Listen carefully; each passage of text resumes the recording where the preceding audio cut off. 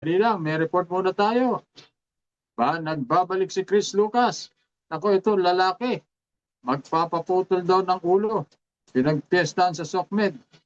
Paano kaya ito? Alamin nga natin, ano bang balita yan, Chris?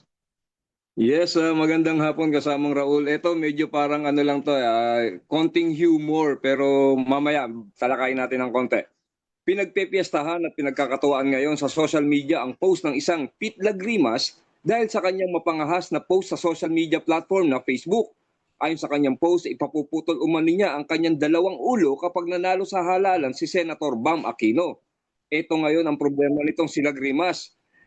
Nanalong senador sa katatapos na halalan si Aquino. May mga netizen na nag-set ng event sa Facebook kung saan tila sarkastikong sinasabi na sama-samang isakatuparan ng hamon at pangako nitong si Lagrimas. Umain ng iba't ibang reaksyon ng event at marami na rin ang nagpakita na sila interesado sa nasabing event kahit na ito ay halatang biro lamang. Alam mo kasamang Raul, medyo nakakatawa na nakakainis ano?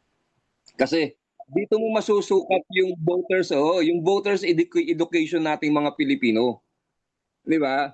Bakit mo itataya yung buhay mo? Bakit mo itataya yung ulo mo para sa mga politikong hindi ka nga kilala, 'di ba? Tapos ngayon, in the turn of events, bumalik sa iyo yung sinabi mo. Nanalo yung kandidatong binabatikos mo at sinabi mong papuputol mo yung ulo mo pag nanalo. Ano gagawin mo ngayon, 'di ba?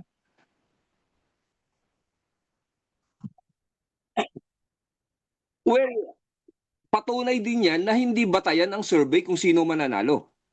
Yan. Ngayon, Diba? kita mo, number 2. Kaya nga, wala sa survey o laglag sa survey basically, pero nag-number 2. Di ba? So, ibig sabihin, makikita mo rito yung mga, kumbaga, mga sitwasyon na pumapaloob sa ating electoral system.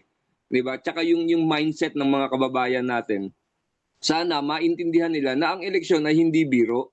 Dahil dito nakasalala yung ating kinabukasan, yung ating buhay actually. Di ba? So Hindi sana lang wag sa nang atin, gawin siyempre dito, mga wag nang susunod pa. ulitin.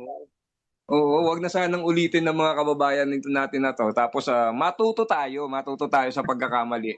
At kumbaga maging matalinong botante, di ba?